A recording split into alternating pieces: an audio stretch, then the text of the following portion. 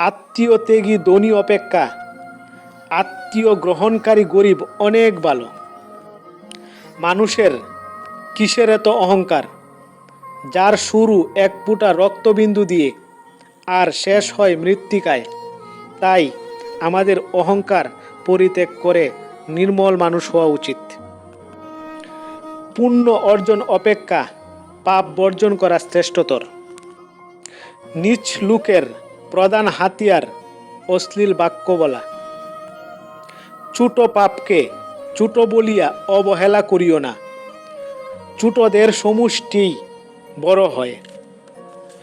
গোপন কথা যতক্ষণ তোমার কাছে আছে সে তোমার বন্দী। তুমি কারো নিকট তা প্রকাশ করা মাত্রই তুমি তার বন্দী হয়ে গেলে। তুমি পানির মতো হতে চেষ্টা করো,